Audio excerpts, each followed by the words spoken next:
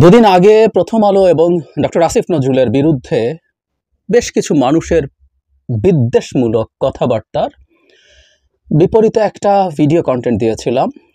আপনারা সেখানে অনেক মন্তব্য করেছেন, মন্তব্য পড়তে বলেছেন আমাকে। আমি মন্তব্য পড়ি। আমি সেই মন্তব্যগুলো পড়ার ভিত্তিতে কিছু কথা আবার বলতে চাই। অনেকেই দেখবেন না, কারণ আপনারা অনেকে বলছেন আমার ভিডিও আর দেখবেন না, আমাকে আনসাবস্ক্রাইব করবেন বলে কমেন্ট লিখছেন, করেছেন বলেও কমেন্ট লিখেছেন। আনসাবস্ক্রাইব যে করছেন আপনারা অনেকে, সেটা তো আমি দেখতেই পাচ্ছি। যা যা আপনারা বলেছেন, যা যা লিখেছেন, মোটা দাগে আমি আসলে এর বাইরে তেমন কিছু ভাবিনি। আপনারা যা করেছেন এটা প্রত্যাশিত ছিল। আমি এই কারণে এই কথাটা বললাম যে আমি জেনে শুনে বুঝে এই কাজটা করেছি। কেন করেছি সেই জবাব একটু দেওয়ার এবং আপনাদের মন্তব্যে আমার কিছু জিনিস ক্ল্যারিফাই করার দরকার ছিল বলে মনে হয়, দরকার আছে বলে মনে হয়। যারা মন্তব্যগুলো করেছেন তারা হয়তো আমার ভিডিও আর দেখছেন না, তারপর একটু বলে রাখা দরকার। আমরা জাতির এই সংকটময় সময়ে আমি প্রায় বলছি যে আমি আমার এই জার্নিটাই আমরা কিভাবে গেলাম সেটার একটা রেকর্ড থাকুক, এটাও একটা গুরুত্বপূর্ণ ফেনোমেনন। আমি একটু পেছনে যাই, একটু স্মৃতিচারণ করি। সেটা হচ্ছে তখন আমি ব্লগে লিখি। প্রথম আলো এবং ডেইলি স্টারের পক্ষে কথা বলেছিলেন বিশিষ্ট একজন লেখক ডক্টর জাহিদুর রহমান ভাই। কথা বলার কারণে মানুষ তাকে আনসাবস্ক্রাইব করতে শুরু করে দিয়েছে, কমেন্ট বক্সে গালিগালা শুরু করে দিয়েছে এবং তিনি নিজেই সেটা স্বীকার করেছেন এবং তিনি বলেছেন তিনি কেন আসলেও প্রথম আলো, ডেইলি স্টার এবং আসিফ নজরুলের পক্ষে কথা বলেন বা কথা বলতেছেন। তার কথাগুলো শুনলে বুঝতে পারবো তিনি বোঝানোর চেষ্টা করেছেন যে তিনি একজন নির্লজ্জ। তিনি যত কিছু হোক না কেন প্রথম আলো আর ডেইলি স্টার বা এদের বিপক্ষে কথা বলা পছন্দ করবেন না, বা এদের বিপক্ষে কথা বললে তিনি সবসময় সমালোচনা করবেন। আমরা আগে এই ব্যক্তির কথাগুলো শুনি, আগে তিনি কি বলতে চান। যারা মন্তব্যগুলো করেছেন তারা হয়তো আমার ভিডিও আর দেখছেন না, তারপর একটু বলে রাখা দরকার। আমরা জাতির এই সংকটময় সময়ে আমি প্রায় বলছি যে আমি আমার এই জার্নিটাই আমরা কিভাবে গেলাম সেটার একটা রেকর্ড থাকুক, এটাও একটা গুরুত্বপূর্ণ ফেনোমেনন। আমি একটু পেছনে যাই, একটু স্মৃতিচারণ করি। সেটা হচ্ছে তখন আমি ব্লগে লিখি। ব্লগে সে সময় নানান ইস্যুতে তো লেখা হয়, কিন্তু বিচার বহির্ভূত হত্যাকাণ্ডের বিরুদ্ধে বেশ কিছু লেখা লিখেছিলাম এবং আমার স্পষ্টভাবে মনে আছে ভীষণ রকম গালিগালাজের শিকার হতাম তখন। ব্লগের তো নিচেই কমেন্ট করা যায়, অনেকে কমেন্ট করতেন, পাল্টাপাল্টি ডিবেট হতো। সেই ব্লগের ফেসবুকে যখন এটা দেওয়া হয়েছে সেখানে লোকজনের নেগেটিভ মন্তব্য প্রচুর। সেদিনও সেই ব্লগের লেখা একজন খুব গুরুত্বপূর্ণ লেখক ছিলেন, তার সাথে স্মৃতিচারণ করছিলাম। তিনি আর আমি এই ব্যাপারে ক্রমাগত লিখে গেছি, গালি খেয়েছি, কিন্তু আমরা লেখা বন্ধ করিনি। আস্তে আস্তে সেই পরিবর্তন হয়েছে। আজকে যখন বিচার বহির্ভূত হত্যাকাণ্ডের বিরুদ্ধে আমাদের অনেককে আমরা খুব কথা বলতে দেখি, আমরা অনেকে হয়তো ধারণাও করতে পারবো না এর বিরুদ্ধে লেখা একটা সময় কি কঠিন কাজ ছিল। সো আমাদের আসলে সমাজ কিভাবে নেবে সেটা নিয়ে না ভেবে সঠিক যেটা মনে করি, আমরা সঠিক যেটা মনে করি সেটা যে সবসময় সঠিক হবে নট নেসেসারিলি, এটা ভুলও হতে পারে, কিন্তু বিশ্বাসের জায়গাটা নিয়ে কথা বলা দরকার। আমি যতদূর মনে করতে পারি আমার ব্লগের প্রথম লেখাটা ছিল পিটিয়ে মানুষ মেরে ফেলার বিরুদ্ধে। আমিনবাজারে 6 জন তরুণকে ডাকাত সন্দেহে পিটিয়ে মেরে ফেলা হয়েছিল, যদিও দেখা গেছে এরপর তারা ডাকাত না। এটা নিয়ে আমরা খুব দুঃখ পেলাম, কারণ ওরা ডাকাত না। আমাদের সমাজের পারসেপশন হচ্ছে ডাকাত যদি কেউ হয়ে থাকে তাকে পিটিয়ে মেরে ফেলা যাবে। আমরা করি এই কাজটা, ডাকাত দূরেই থাকুক, সামান্য পকেট মার চোর, এদেরকে আমরা পিটিয়ে মেরে ফেলার হিস্ট্রি আছে। 2 দিন আগেও চোর সন্দেহ 2 জনকে পিটিয়ে মারা হয়েছে। এগুলো আমরা করি, আমাদের সোশ্যাল অ্যাকসেপ্টেন্স আছে, সোশ্যাল অ্যাগ্রিমেন্ট আছে, এবং এসবের উপরে ভিত্তি করে তখনকার সরকারও মনে করত যে বিভিন্ন রকম ভয়ঙ্কর অভিযোগে অভিযুক্তদেরকে গুলি করে মেরে ফেললে মানুষ খুশি হবে, এবং এটা কাজ করেছে। কিন্তু আমরা যারা বেসিক স্টেট বুঝি তারা জানি একটা স্টেট কোনোদিন স্টেট হয়ে উঠবে না সে যদি নিজে এই ধরনের অপরাধ করে। সো পিটিয়ে মানুষ মেরে ফেলার চাইতে জনগণ রাষ্ট্রের এই বিচার বহির্ভূত হত্যাকাণ্ড অনেক বেশি ভয়ঙ্কর, কিন্তু ওটাও ভয়ঙ্কর, কিন্তু ওইটা অজনপ্রিয়। স্টিল কথা বলার চেষ্টা করেছি। আমার 2022 সালে আসে এবার একটু, রাশিয়া ইউক্রেনে আগ্রাসন করলো। খেয়াল করুন, আমি আগ্রাসন শব্দটা বলছি, অনেকের কাছে ভালো লাগবে না, আমি জানি বাংলাদেশে প্রচুর পুতিন ভক্ত আছেন। অবশ্য পুতিন ভক্তরা আস্তে আস্তে জানতে পারবেন পুতিনদের নিয়ন্ত্রণের পৃথিবীটা কেমন হয়। ট্রাম্প এসছে, এগুলো নিয়ে কথা বলবো। আমেরিকা তার যতটুকু ফুটপ্রিন্ট বিভিন্ন জায়গায় ছিল ওটা বাকিটাও যাবে, এবং পুতিনদের, পুতিন অবশ্য মাইনর পার্টনার হবেন, মেজর পার্টনার হবেন শি জিনপিং, চায়না, মিলে পৃথিবীটা কেমন করে কি করে। যদিও আমরা এত বেশি কনফার্মেশন বায়াসে ভুগি, মুসলমানদের বিরুদ্ধে আমেরিকা অনেক আছে, ইয়াস, হুইচ ইজ ট্রু, কিন্তু রাশিয়া সিরিয়াতে কি কি করেছিল একটু ঘাটাঘাটি, তখন এগুলো নিয়ে প্রচুর বলেছি, লিখেছি, দেখলেই বোঝা যেত রাশিয়া তার নিজের দেশে চেচনিয়ার মুসলমানদের বিরুদ্ধে কী করেছিল। ইভেন রোহিঙ্গা ম্যাসাকারের সাথে সরাসরি মানে মিয়ানমারকে রক্ষার জন্য চায়নার সাথে যে দেশটা বেশি, এবং জাতিসংঘে তো ভেটো আরও বেশি দিয়েছে, সেটা হচ্ছে Russia.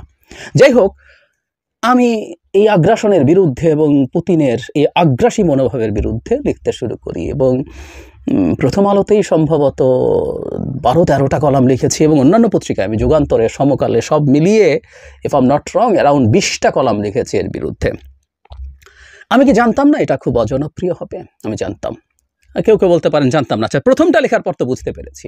The very first column প্রথম আলোতে যখন লিখলাম, তখনও ইউক্রেন আগ্রাসন শুরু করেনি, এই করবে এই ধরনের পরিস্থিতি, সৈন্য এখানে চারদিকে ঘিরে ফেলা হয়েছে।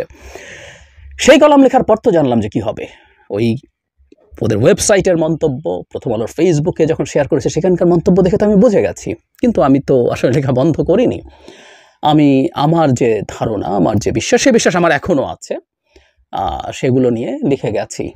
তো এই কথাটা বলতে চেয়েছি, আসলে আমি কোনো কিছু বলেছি বা লিখেছি এটা কনসিকোয়েন্স জেনেই বলেছি এবং লিখেছি।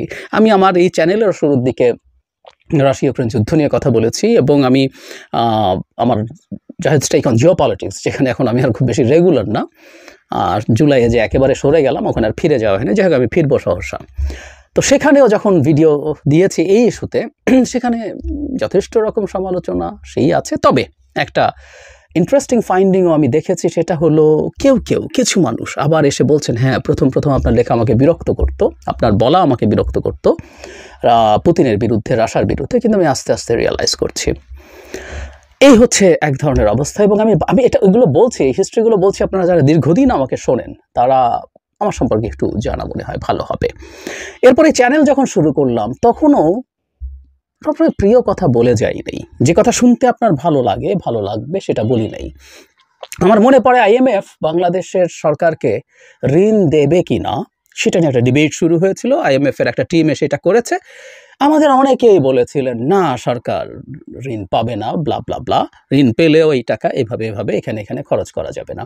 আমি এগুলোর বিরুদ্ধে ভিডিও করেছিলাম। আমি বলেছিলাম ঋণ পাবে, এবং টাকা এভাবেই আসুক আর ওই খাতেই আসুক, বিদেশি মুদ্রা যে খাতেই আসুক না কেন, সেটা আপনার রিজার্ভকে সমৃদ্ধ করে, এবং যে টাকা রিজার্ভে আসে তার পুরোটা আপনি বিদেশি মুদ্রায় খরচ করেন না, অনেক টাকা দেশি মুদ্রায় খরচ করেন, সুতরাং আপনার রিজার্ভ ভালো হবে।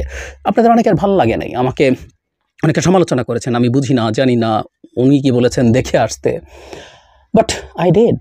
এবং ওই ঋণ পাওয়াটা যে সরকারের ভবিষ্যৎ ঋণ পাওয়ার পথ সুগম করবে, ওখানে কয়েকটা খাতে ঋণ দেওয়া হয়েছে, আমি ধরে দেখিয়েছি যে এর মধ্যে একটা ঋণ ECF, সেটা যদি কেউ পায় সেটা অন্যান্য জায়গায় এক ধরনের ক্যারেক্টার সার্টিফিকেটের মতো কাজ করে, ওটা আপনার জন্য ভালো হবে, সরকারের জন্য পজিটিভ হবে। সো সরকারের জন্য তখন কিছু পজিটিভ শোনা যাওয়া তো ভালো লাগছিল না, আমারও ভালো লাগবে না নিশ্চয়ই, ওই সরকারের প্রতিটা ক্ষেত্রে পতন আমরা দেখতে চাইতাম, আমিও চাইতাম, কিন্তু যখন আমি অ্যানালিসিস করতে গেছি আমাকে সঠিক হওয়া দরকার ছিল।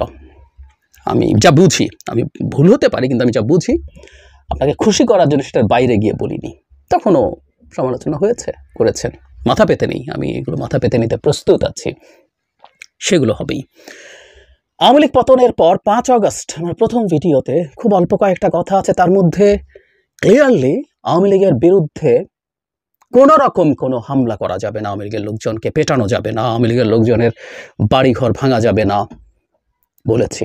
সেকেন্ড ভিডিও 5 আগস্ট, সব রেকর্ড আছে, দেখে আসতে পারেন। ওটা এক্সক্লুসিভলি ছিল আওয়ামী লীগকে পেটানোর বিরুদ্ধে। বলতে পারেন যে আমি আওয়ামী লীগকে বাঁচাতে চাইছি, আমি আসলে ভেতরে আওয়ামী লীগ এবং এসব যুক্তি তো কেউ আনছে। ডক্টর আসিফ নজরুল আওয়ামী লীগের উপরে আক্রমণের প্রশ্ন পড়ছে, তারও আগে আমি বলেছি, এবং শুধু 5 তারিখ না, 5 তারিখের বহু আগে থেকেও আমি একটা কথা বলেছি, কখনো যদি শেখ হাসিনার পতন হয়, I will be the first person যে আওয়ামী লীগের ওপরে শারীরিক হামলা বা অন্য কোনো হামলার বিরুদ্ধে কথা বলবো বলেছি। ছাত্রলীগের 2 নেতাকে পিটিয়ে দাঁত ভেঙে দিয়েছিল পুলিশ, এক পুলিশ এবং এক সরকারি অফিসারের স্ত্রীকে নিয়ে দুজনের মধ্যে একটা সংকট আমাদের অনেকের মনে আছে নিশ্চয়ই। পুলিশের ওই আচরণের প্রতিবাদ করেছি, ছাত্রলীগের পক্ষে কথা বলেছি। নট অনলি দ্যাট, আদালতে যখন আওয়ামী লীগের নেতাদেরকে নিয়ে যাওয়া হয়েছে, পেটানো হয়েছে, দীপুমণিকে পেটানো হয়েছে, এবং আমাদের অনেকের কাছে অত্যন্ত ঘৃণিত মানুষ শামসুদ্দিন চৌধুরী মানিক বিচারককে যখন হেনস্থা করা হয়েছে, সম্ভবত তাকে জেলে নেওয়ার পর তিনি প্রচণ্ড আক্রমণের শিকার হন, তারপর তাকে হাসপাতালে নিতে হয়, প্রত্যেকটা সমালোচনা করেছে। আমি কি জানি না এগুলো সমালোচনা করা মানেটা কি? আমি তো এই সমাজে বাস করি, এবং শুধু বাস করি না, আপনাদের অনেকের চাইতে মানুষের সাইকোলজি সম্পর্কে আমি বেশি বুঝি, কারণ আমি লিখছি বহু বছর। সুতরাং কোন লেখায় কোন কথায় কে কিভাবে রিয়্যাক্ট করবে আমি খুব ভালোভাবে জানি, অনেকটুকু জানি। আর যদি নাও জেনে থাকি কথার কথা, আমি তো শুনবো। আমার আশপাশের লোকজন, বন্ধু বান্ধব সবাই বলছে এই সময়গুলো বলার দরকার নেই ইত্যাদি ইত্যাদি, বাট বলেছে, আমার কাছে বলা উচিত বলে মনে হয়েছে। মানুষ যেটা শুনতে চায় সেই কমফোর্টেবল ট্রুথ, যে একটা পোস্ট ট্রুথ ওয়ার্ল্ডে কোনো মিথ্যা নাই, সব সত্য, অল্টারনেটিভ ট্রুথ, আমরা অনেকে অল্টারনেটিভ ট্রুথ শুনতে চাই এবং আমরা অনেকে শোনাই। আমার কাছে মনে হয়েছে না, কি শুনতে চাই শুধু সেটাই শোনাবো, নট নেসেসারিলি। আমি যেটা বুঝি এবং যেটা মনে হয় কঠিন হলেও সে কথাটা বলা দরকার সেটা বলবো। আপনারা অনেকে আমাকে মন্তব্যে লিখেছেন, কেউ আসিফ নজরুলকে নিয়ে কি অভিযোগ করছে সেগুলো খণ্ডানোর জন্য ইত্যাদি ইত্যাদি। আমি আমার ওই ভিডিওতে বলেছি এগুলোকে আমার কাছে খণ্ডানোর যোগ্য বিষয় মনেই হয় নাই, আর আমার আর্গুমেন্টও আসলে ওটা ছিল না। আপনারা এই জায়গাটা একটু ধরার চেষ্টা করবেন। আমি ওই ভিডিওতে বলেছি, আমি আবারও বলছি, ডক্টর আসিফ নজরুলকে সমালোচনা করা যাবে, অবশ্যই যাবে। ওনার অবশ্যই মানুষ হিসাবে সীমাবদ্ধতা আছে, ভুল আছে, কার নেই? প্রত্যেকের আছে। কোনো পত্রিকা, ডেইলি স্টার, প্রথম আলো, হোয়াট এভার ইট ইজ, সমালোচনা আছে, থাকবে। তার এডিটোরিয়াল পলিসি নিয়ে তীব্র প্রতিবাদ হতে পারে, সারা পৃথিবীতে এগুলোর চর্চা আছে। কিন্তু যে কথাটা খুব জরুরি সেই কথাটাই বলতে চেয়েছি। আমরা সত্যিকার অর্থে দেশপ্রেমিক মানুষ, ধরুন ডক্টর আসিফ নজরুল, তার বিরাট ট্র্যাক রেকর্ড আছে, কিন্তু আমরা ট্যাগ করে দিচ্ছি, শত্রু বানিয়ে দিচ্ছি, এবং এই শত্রু বানানোর ফলে এই সরকারটা ভারতের রয়ের সরকার হয়ে গেল। যদিও আসিফ নজরুলকে নেয়া, এখনো পদে বহাল রাখার দায়িত্ব ডক্টর ইউনূসের পদত্যাগ বা এই সরকারকে ঘাট ধরে সরিয়ে দেওয়ার চেষ্টা কেউ কেন করছেন আমি সেটা জানি না, দায়িত্ব তার। উনি তো শিশু নন, ডক্টর ইউনূস তো শিশু নন যে তাকে ভুল বুঝিয়ে এই কাজ করা হয়েছে, নো। কিন্তু ক্রমাগত এই ট্যাগিংগুলো করতে দিনের শেষে এই সরকারকে ইললেজিটিমেট করে তোলা হচ্ছে।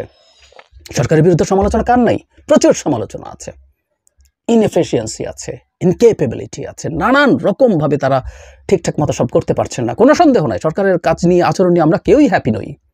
কিন্তু এই সরকার কি ভারতের সরকার? এই সরকার ভারতের পারপাস সার্ভ করার জন্য বসেছে এখানে। এই ট্যাগগুলো বিপদ তৈরি করে। প্রথম আলো, ডেইলি স্টার, দ্বিমত হতে পারে, ফাইন, ওর সম্পাদক পরিবর্তন করে ফেলতে হবে, বাকি সবকিছু, মানে আমরা আমাদের সিদ্ধান্ত চাপিয়ে দিচ্ছি।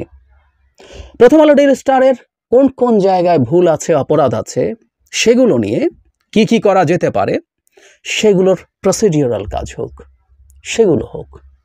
পিআইবি আছে, তাতে না হয় মামলা যদি করতে চান কেউ করবেন, কিন্তু আমরা চাপিয়ে এটা না হলে শান্ত হব না, ওখানে গিয়ে নামাজ পড়বো বা গরু জবাই করবো। আমি এগুলোর প্রবলেমের জায়গাটা বলছি, this are the narratives Indians are looking for. তারা দেখতে চেয়েছে শেখ হাসিনার অবর্তমানে বাংলাদেশ একটা জঙ্গি ইসলামী রাষ্ট্রে পরিণত হচ্ছে, এবং তারাই ক্ষমতা দখল করেছে, এবং তাদের এই প্রোপাগ্যান্ডা ট্র্যাকশন এতটাই। আমি 5 আগস্টের পর অনেকগুলো পশ্চিমা মিডিয়ার সাথে কথা বলতে গিয়ে এই প্রশ্নটা রিপিটেডলি ফেস করেছি। সুতরাং এই কাজ তাত্ত্বিকভাবে বলছি, কেউ যদি করতেও চান, it was not at all the right time. এই সময় সারা মিডিয়া বসে আছে এগুলো দেখার জন্য এবং পোর্ট্রে করার জন্য, করেছেও। কেউ বলতে পারেন ভারত এগুলো নিয়ে চিল্লাচিল্লি করবে বলে আমরা আমাদের কাজ করব না। উত্তর হচ্ছে, আমরা যারা একটু বেসিক জিওপলিটিক্স বুঝি তাদের জন্য একটু বোঝা থাকা দরকার কিভাবে আসলে পাওয়ারগুলো কাজ করে, কিভাবে ওর মধ্যে আমাদের মতো একটা দেশকে টিকে থাকতে হয়, টিকে থাকতে হবে। এই বেসিকগুলো বোঝা দরকার, জরুরি। বহু সময় আমরা বহু কিছু করে ফেলতে পারি না, পারা উচিত না, সেগুলোর জন্য সময় নেওয়া দরকার। যে ক্ষেত্রে, যে কোনো ক্ষেত্রে, যে কারো ক্ষেত্রে আমি এই একটা জিনিসই চেয়েছিলাম, গণতন্ত্র মানে এটাই, আমি দ্বিমত করব, সমালোচনা করব, ঝগড়াঝাটি হবে, কিন্তু আমি সহ অবস্থান করব।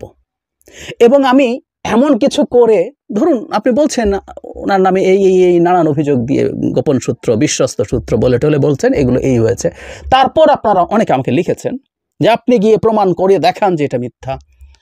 ফাইন, তাই না? আমরা এবার যে কাউকে ধরে, যে কোনো একজনকে নিয়ে র্যান্ডমলি গোপন সূত্র, বিশেষ সংবাদদাতা, বিশেষ সূত্র থেকে পেটে এগুলো বলেছি, দিয়ে ছেড়ে দিলাম with a very good presentation. তারপর বললাম আপনি প্রমাণ করেন। নো, আরেকটা কথা, প্রমাণ করার দায়ও আমার না। একটা জিনিস গোলাবেন না, আমি সাংবাদিকতা করি না, আমি সাংবাদিকতা করছি না। যিনি সাংবাদিকতা করছেন, যারা সাংবাদিকতা করছেন, তারা সেই যে তথ্য দিচ্ছেন মানুষের সামনে, সেটাকে তারা তথ্য প্রমাণ সহ প্রমাণ করবেন। আমার চ্যানেলের নাম জাহেদ টেক। টেক শব্দটা অনেকেই ভুল করে আমাকে জিজ্ঞেস করেন যে এটা কি টক হবে, আমি ভুল করে লিখেছি কিনা। না, আমি আমার 10,000 সাবস্ক্রাইবার যেদিন হয়েছিল সেদিন আমার ভিউয়ারদের উদ্দেশ্যে কথা বলেছিলাম, সেদিন বলেছিলাম টেক শব্দটার একটা মানে হচ্ছে অ্যানালিসিস, অপিনিয়ন। আমার অপিনিয়ন আছে, আমি আমার ওখানে অপিনিয়ন দিয়েছি, এবং অবশ্যই অপিনিয়ন আকাশ থেকে পড়বে না, অপিনিয়নকেও যুক্তি দিয়ে এস্টাবলিশ করার চেষ্টা করতে, আমি সেটাও করেছি, কিন্তু আমার এটাকে ওভাবে দেখার কিছু নাই। সুতরাং ডক্টর আসিফ নজরুলের বিরুদ্ধে যে অভিযোগ আছে, তিনি যদি প্রয়োজন মনে করেন তিনি খণ্ডাবেন যুক্তি তথ্য দিয়ে, কিন্তু আমার অপিনিয়ন ছিল কেন করা হচ্ছে, সেই অপিনিয়নটা নিয়ে আমি ওখানে কথা বলেছি। সুতরাং আমার কথা বলার জায়গাটা আশা করি আপনারা বুঝতে পারছেন। আমি আপনাদেরকে, যারা শুনতে শুরু করেছেন, শুনবেন না বলেও, তাদের কাছে অ্যাপিল এটাই রাখছি, আসলে একটু নিউট্রাল, অ্যাক্টিভ লিসনিং, মানে ভেতরে কোনো জবাব দেওয়া বা নেগেটিভিটি না রেখে শোনার চেষ্টা করা, সেটুকু অ্যাটলিস্ট করুন। আর আপনারা যারা আমাকে আনসাবস্ক্রাইব করেছেন, তাতেও আমার সমস্যা নেই, আমি আগেও বলেছি। লিখে আবার আমাকে জানান দিচ্ছেন যে আমি অনেক সাবস্ক্রাইবারের জন্য বসে আছি। উত্তর হচ্ছে না, একেবারেই না। আমি যে পরিমাণ মানুষের কাছে পৌঁছেছি আমি কল্পনাও করিনি। কারোর সাথে পার্সোনালি যখন দেখা হয়, বহু মানুষ, সমাজের বিভিন্ন শ্রেণী পেশার মানুষ, বিভিন্ন পর্যায়ের মানুষ যখন আমার ভিডিও দেখেন, শুনি, এবং এমন এমন মানুষ আছে, আমি তাদের নাম বলছি না, আপনাদের কাছে হয়তো অবাক লাগবে শুনে যে তারাও নিয়মিতভাবে আমার ভিডিও দেখেন। আমি প্রত্যাশার চাইতে অকল্পনীয় রকম বেশি পেয়েছি, এবং এটা 10,000 সাবস্ক্রাইবার যেদিন হয়েছে সেদিনই এই কথা বলেছি।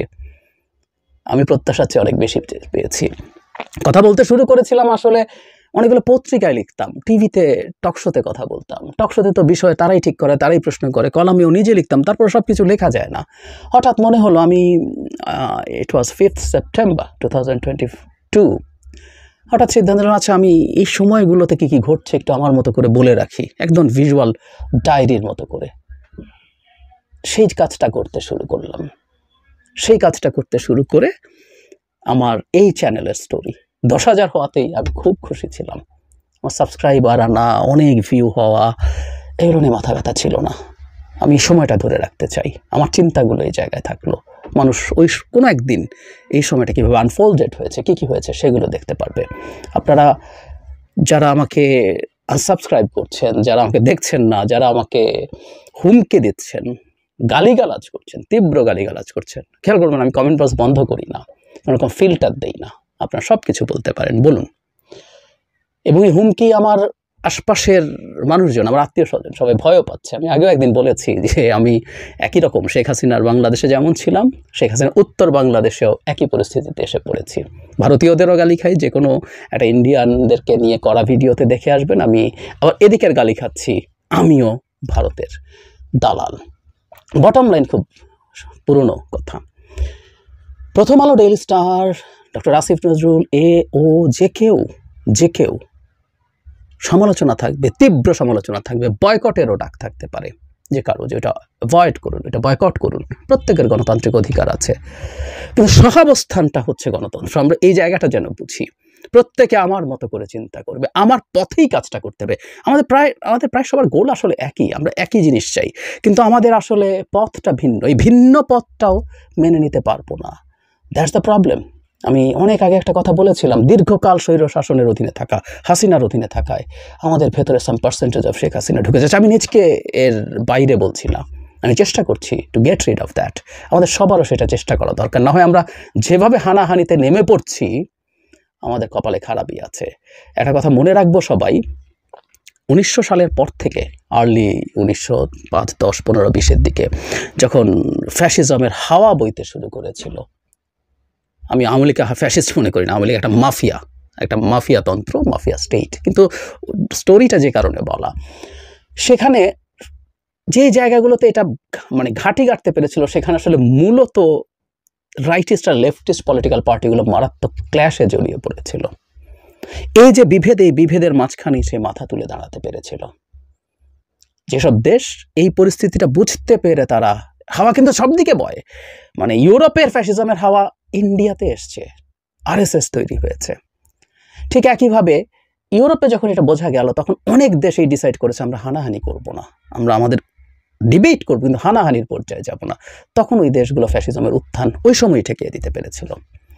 আমাদের হানাহানি, আমাদের পরস্পরের উপরে বিভৎস আস্থাহীনতা তৈরি, বিভৎস রকম ট্যাগ দেয়া, সরকারের ওপর আস্থাহীনতা তৈরি, প্রতিষ্ঠানের ওপর, ব্যক্তির ওপর, সব কিছুকে যখন অনাস্থার পাত্র করে দেই, বাংলাদেশ ডিস্টেবিলাইজড হয়, সংকট হয়, এবং এতে শেখ হাসিনা এবং ভারত লাভবান হয়।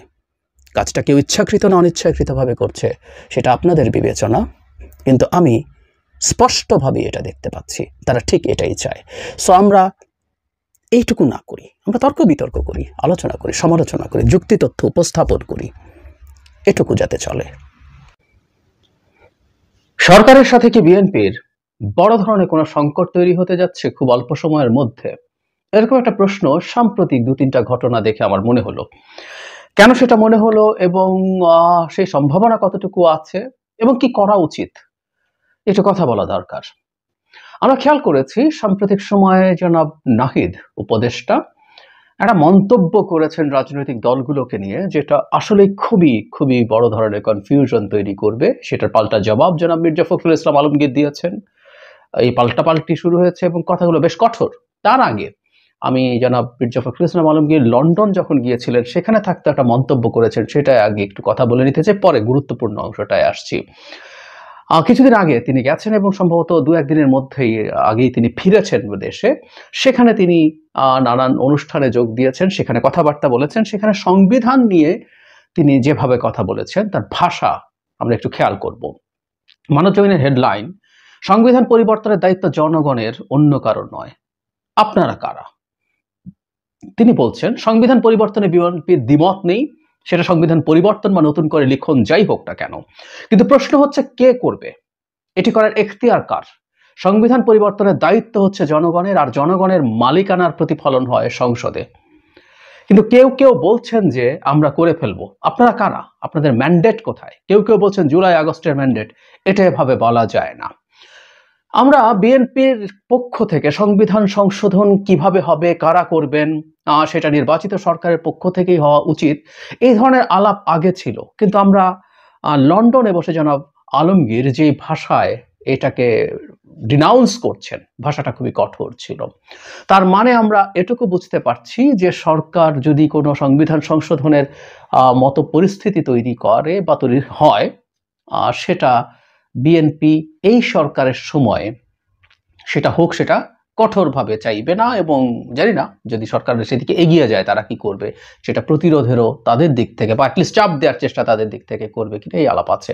যদি আমরা এর মধ্যেই জানি সংবিধান সংস্কার কমিশন একটা তৈরি হয়েছে, তারা ফুল সুইং কাজ করছে, নিজেরা তারা কাজ করছেন, তারা সমাজের বিভিন্ন স্টেক হোল্ডারদের সাথে বসেছেন, কথা বলছেন, অপিনিয়ন নিয়েছেন, তারা তাদের রিপোর্টেরও চূড়ান্ত পর্যায়ের খুব কাছাকাছি পৌঁছে গেছেন। এবং এই রিপোর্ট নিয়ে, সাথে আরও অন্যান্য কমিশনের রিপোর্ট নিয়ে প্রধান উপদেষ্টা বারবার বলেছেন দলগুলোর সাথে আলোচনায় বসবেন।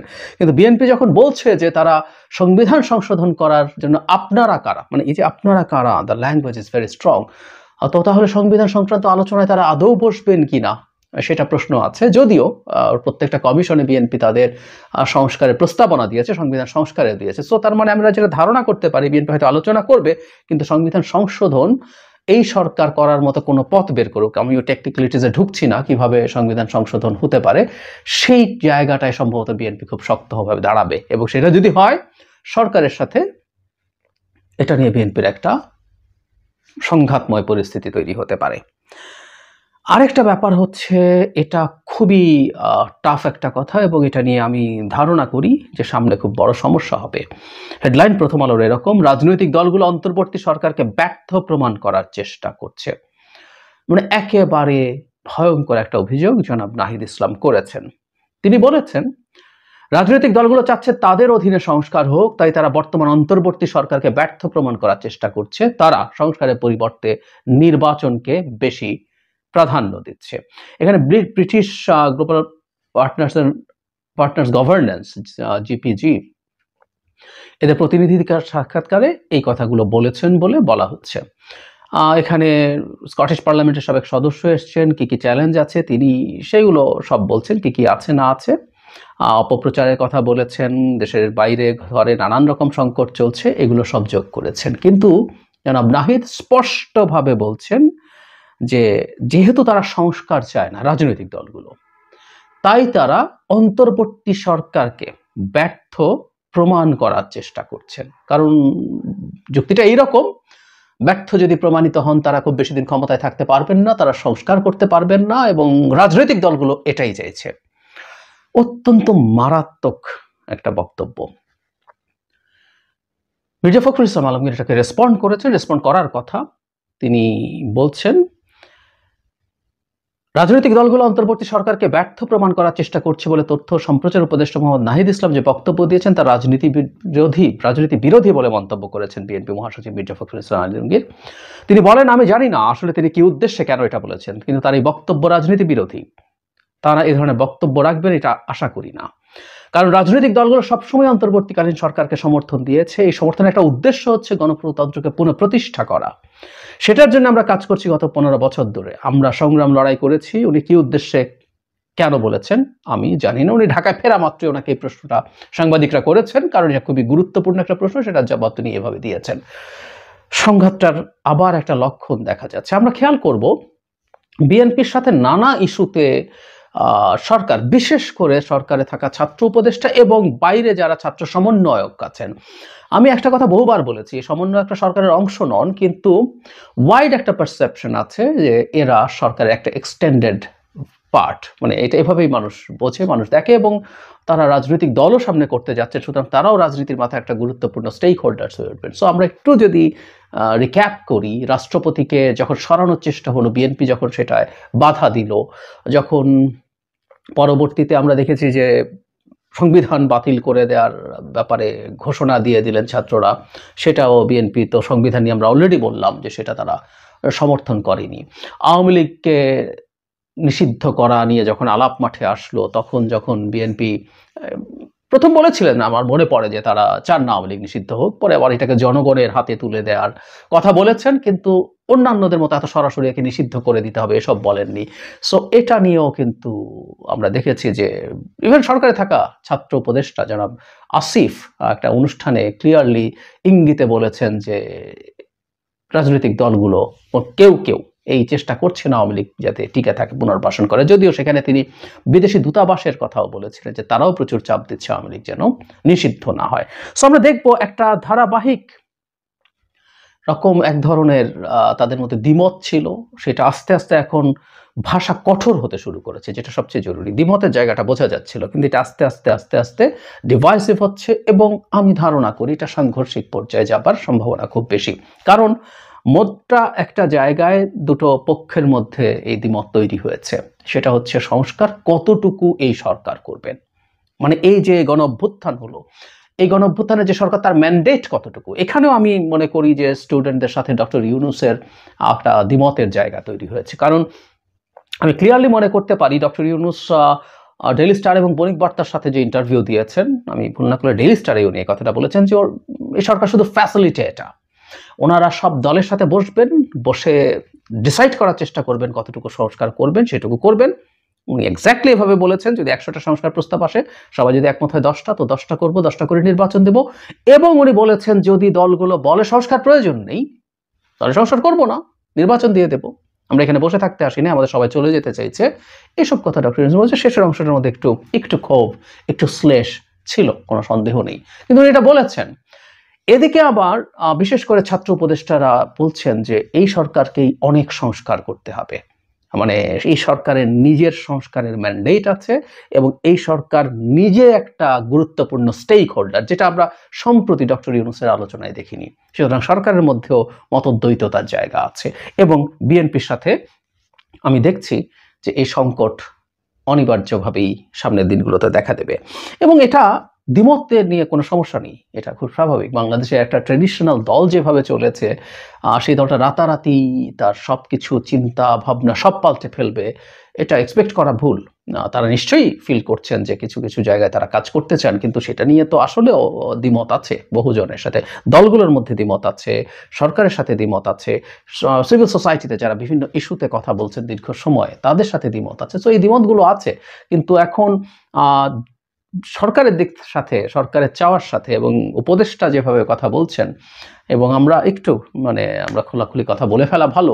সামনে ছাত্রদের যে দল তৈরি হতে যাচ্ছে, তার সাথে আন্দোলনের একেবারে পুরো ভাগে থাকা এই ছাত্র উপদেষ্টারা, তারা ইনফর্মালিও যদি থাকেন তাহলে কিন্তু এই সংঘাতটা আরো বড় হয়ে দাঁড়াবে, বা সরকার নিজেও। কারণ এই দল যখন তৈরি হবে তখন 3 জন ছাত্র উপদেষ্টা যখন দায়িত্বে আছেন, তখন মানুষ বা বিরোধী দল বা বিএনপিও তারা তাকে সরকারের দল, এটাকে কিংস পার্টি হিসাবে ব্র্যান্ডিং এর যে চেষ্টা আছে তার সেটা মনে হবে, এবং তখনই সেই মুহূর্ত থেকেই ওই রাজনৈতিক দল যখন তৈরি হবে, বিএনপি নিজেকে এক ধরনের বিরোধী দল হিসাবে মনে করা শুরু করার সম্ভাবনা আছে, এবং তখনই সরকারের প্রতিটা আচরণ, প্রতিটা পদক্ষেপকে সে সন্দেহের দৃষ্টিতে দেখবে। এই সম্ভাবনাও তৈরি হয়েছে। সো সামনে আমাদের একটা পরিস্থিতি তৈরি হতে পারে যেটা আসলে সংঘাতময় হয়ে ওঠার সম্ভাবনা আছে। কি করা যায়, কি করা যায়? আমার কাছে মনে হয় সেই পুরনো কথা, আমরা বহুদিন তো আলাপ আলোচনার মধ্যে থাকি নাই। আমরা শেখ হাসিনার জমানায় ছিলাম, আমরা ওই সব জমানায় স্বৈরাচারের সময় আমরা কথ্য কথা গ্রামে বলে না এরকম অনেকে, যে হাত থাকতে মুখে কি, আলোচনা না, হাত দিয়েই তোমরা সুরাহা করো। সে যুগটা শেষ হয়েছে। আমরা আমাদের মুখ, আমাদের প্রচুর ডায়ালগ, প্রচুর কথাবার্তা সরকারের সাথে, বা ইভেন সামনে যে ছাত্রদের দল হতে যাচ্ছে, এটা অলমোস্ট অবভিয়াস, আর খুব অল্প সময়ের মধ্যেই সে দল তৈরি হতে যাবে। সেই দল যখন তৈরি হবে তাদের প্রচুর ডায়ালগ করা, প্রচুর কথা বলা। আমরা সরকারের আওয়ামী লীগ সরকারের, আমি রেজিমের বিরুদ্ধে যারা সবাই একসাথে লড়াই করেছি, কেন আমরা সবাই একসাথে আলাপ করতে পারবো না? এই কথাগুলো আমি যখন রাষ্ট্রপতি ইস্যুতে ক্রাইসিস হয়েছে তখনও বলেছি। ঘোষণা করে দেয়া হলো, তারপর কিন্তু ঠিকই আলোচনা করা হলো, অথচ এই জিনিসগুলো আগেই আলোচনা হতে পারতো। দুই পক্ষ একসাথে বসে বা সব পক্ষ একসাথে বসে মোটামুটি একটা কনসেনসাসে পৌঁছার চেষ্টা হতে পারতো। এটা যে শুধুমাত্র সরকারকে দায়িত্ব নিতে হবে, নট নেসেসারিলি। যে নতুন দলটা আসছে তারাও আলাপ আলোচনা করুক, তারাও কথা বলুক, কথা বলে একটা জায়গায় একটু পৌঁছার চেষ্টা করা। আমি এই একটা জায়গাতেই অভাব দেখি। আমি আশা করব আমরা শেখ হাসিনা পতনের পর থেকে আমরা শেখ হাসিনা বিরোধী শক্তিদের মধ্যে এক ধরনের বিভেদ, বিভিন্ন পর্যায়ে বিভিন্ন জায়গায় আমরা বিভেদে জড়িয়ে পড়ছি। আমরা একজন একজনকে ব্লেম করছি, ট্যাগ করছি, আমরা ডিনাউন্স করছি, খারিজ করে দিচ্ছি, শত্রু বানিয়ে দিচ্ছি। সমালোচনা হতে পারে, সমালোচনা হওয়ারই কথা, হওয়া উচিত। আমরা সবাই সঠিক কাজ করি না, আবার আমরা কেউ সঠিক করলেও কারো দৃষ্টিভঙ্গিতে সেটা ভুল মনে হতে পারে। সো সমালোচনা হতে পারে, কিন্তু আমরা এই যে পরস্পরকে খারিজ করছি, শত্রু পক্ষ বানিয়ে দিচ্ছি, দ্যাটস ভেরি ব্যাড। বিএনপি দীর্ঘ লম্বা সময় শেখ হাসিনার বিরুদ্ধে লড়াই এবং সর্বশেষ এই অভ্যুত্থানের সময় খুবই গুরুত্বপূর্ণ ভূমিকা পালন করেছে, ছাত্ররা তো করেছেই। সো এই পক্ষগুলো পরস্পরের মধ্যে যাতে এই সময় এরকম বিভেদে জড়িয়ে না পড়েন, আমি বারবার বলছি, তাদের মধ্যে প্রচুর আলোচনা, প্রচুর যোগাযোগ থাকা খুবই জরুরি। তার আলোচনা শুনেছেন, তার দুইটা আলোচনা শুনিয়েছি আপনাদেরকে, তিনি কি বলেছিলেন এবং বলার পর মানুষের কি রিয়েক্ট হয়েছে। কারণ মানুষ পছন্দ করে না প্রথম আলো, কারণ প্রথম আলোর কারণে দেশের হাজারো মানুষের জীবন নষ্ট হয়েছে, হাজারো মানুষের ফ্যামিলি ধ্বংস হয়ে গিয়েছে। এই প্রথম আলোকে ক্ষমা করে দেওয়া এটা কোনো সাধারণ ব্যাপার নয়। এই প্রথম আলো জঙ্গি নাটকের জন্য জাতির কাছে ক্ষমা চাইতে তো হবে, বিচার হতে হবে। যেভাবে র্যাব ক্ষমা চেয়েছে, তাদের যারা বিচার বহির্ভূত হত্যা হয়েছে, র্যাবকে ক্ষমা করা যায়, তারা মেনে নিয়েছে তাদের সেই অপরাধগুলো। তো প্রথম আলো কিন্তু সেটাও করে নাই, সেটা তো করে নাই, বরং প্রথম আলোকে তারা ডিফেন্ড করার চেষ্টা করছে। এই হচ্ছে আমাদের অবস্থা। দেখবে দর্শক, ডক্টর জাহিদ যে আলোচনাগুলো করলেন, তার আলোচনা আপনি আসলে ব্যক্তিগতভাবে কিভাবে নিচ্ছেন সেটা আপনার মন্তব্য কমেন্ট বক্সে কমেন্ট করবেন।